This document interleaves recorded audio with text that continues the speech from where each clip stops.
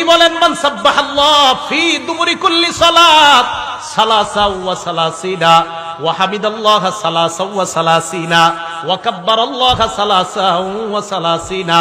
আল্লাহ নবী বলেন প্রত্যেক ফরজ নামাজের পর যেই ব্যক্তি 33 বার বলবে সুবহানাল্লাহ, 33 বার আলহামদুলিল্লাহ, 33 বার আল্লাহু আকবার, 3 33 99 হলো, ঠিক না? 100তম বারে পড়বেন। পড়েন আমার সাথে লা ইলাহা ইল্লাল্লাহ। পড়েন সবাই লা ইলাহা ইল্লাল্লাহ ওয়াহদাহু লা শারীকা লাহ লাহুল মুলকু ওয়া লাহুল হামদু ওয়া হুয়া আলা কুল্লি শাইইন কাদির।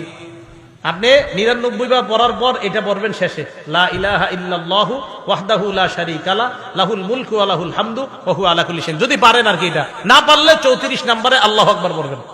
33 বার সুবহানাল্লাহ, 33 বার আলহামদুলিল্লাহ, 33 বার আল্লাহু আকবার। 34তম বারে ওই যে যেটা শিখাইলাম দোয়াটা লা ইলাহা, যদি না পারেন তাহলে 34তম বারে পড়বেন আল্লাহু আকবার। নবীজি বলেন গুফিরাত লাহু খাতায়া ওয়া ইন কানাত মিসলা জাবাদিল বাহরি, সমুদ্রের ফেনা পরিমাণ গুনাহ হলেও আল্লাহ মাফ করে দেন। আচ্ছা সুবহানাল্লাহ 33 বার, আলহামদুলিল্লাহ 33 বার, আল্লাহু আকবার 33 বার, সুবহানাল্লাহ আলহামদুলিল্লাহ লা ইলাহা ইল্লাল্লাহ। এবার আমার সাথে একটু আপনারা বলেন সুবহানাল্লাহি ওয়া বিহামদি। বাস বাস, এটা কি বেশি বড়?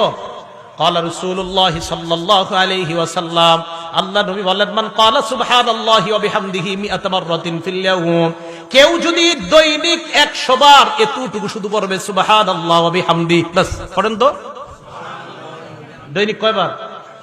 হুত্তাত খাতায়াহু ওয়া ইন কানাত মিসলা জাবাদিল বাহরি, এই ব্যক্তিরও সমুদ্রের ফেনা পরিমাণ গুনাহ থাকলেও আল্লাহ মাফ করে দেয়। এটা কি বেশি বড়? আচ্ছা বলেন তো আপনারা কি শিখেছি 100 বার পড়া? বাস একটুকি সুবহানাল্লাহি ওয়া বিহামদিহি। এবার এটার সাথে যদি আরেকটু বাড়ায় আবার আরেকটা আমল করেন, মসজিদ দিকে বসে রয়েছেন, বৈশা ঘড়ির দিকে তাকায় দেখেন এখনো 10 মিনিট বাকি, তখন বৈশা পড়তেছেন, পড়েন সুবহানাল্লাহি ওয়া বিহামদিহি সুবহানাল্লাহিল আযীম। আল্লাহর নবী বলেন কালিমাতানে হাবিবাতানে ইলার রহমান খফিফাতানে আলাল লিসান সাকিলাতানে ফিল মিজান। বুখারী শরীফের একদম শেষ হাদিস, 7563 নাম্বার হাদিস, বুখারী শরীফের একদম শেষ হাদিস। আল্লাহর নবী কয় দুইটা কালিমা, এই দুইটা কালিমা মুখে বলতে একদম সহজ, আল্লাহর কাছে খুব প্রিয়। সাকিলাতানে ফিল মিজান, মিজানের পাল্লায় অনেক ভারী। পড়েন সুবহানাল্লাহি ওয়া বিহামদিহি সুবহানাল্লাহিল আযীম। যোহরের আগে বসে রয়েছেন, এশার আগে বসে রয়েছেন, পড়বেন সুবহানাল্লাহি ওয়া বিহামদিহি সুবহানাল্লাহিল আযীম। মনে মনে বলবেন আমি এটা পড়তেছি আর মিজানের পাল্লায় ভারী করতেছি, আমি এটা পড়তেছি আর মিজানের পাল্লা ভারী করতেছি, আমি এটা পড়তেছি মিজানের পাল্লা ভারী করতেছি। মনে থাকবেন ইনশাআল্লাহ। তাহলে 6 নাম্বার জিকির করা। বলেন 6 নাম্বার কি করা? জিকির করা। বুখারী শরীফের 6407 নাম্বার হাদিস। ক্বালা রাসূলুল্লাহ সাল্লাল্লাহু আলাইহি ওয়াসাল্লাম, আল্লাহ নবী বলেন মাসালুল মুমিনিল্লাযী ইয়াযকুরু রাব্বাহ ওয়াল্লাযী লা ইয়াযকুরু রাব্বাহ, আমি আর উনি এক রুমে থাকি, আমরা দুইজনের মধ্যে আমি আল্লাহর জিকির করি, উনি আল্লাহর জিকির করে না, উনি আল্লাহর জিকির করে, আমি আল্লাহর জিকির করি না।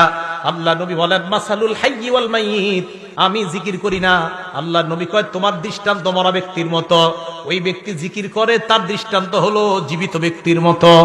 এক রুমে দুইজন, উনি আল্লাহর জিকির করে, আমি জিকির করি না। ওনারে নবী বলছে জীবিত ব্যক্তি, আমারে বলছে তুমি জিন্দা লাশ, তুমি জীবিত থেকেও তুমি লাশ, কারণ তুমি আল্লাহরে স্মরণ করার সুযোগ পাও না।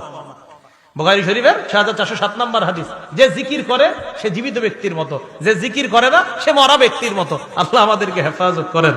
তাহলে ভাই জিকির করবো তো ইনশাআল্লাহ।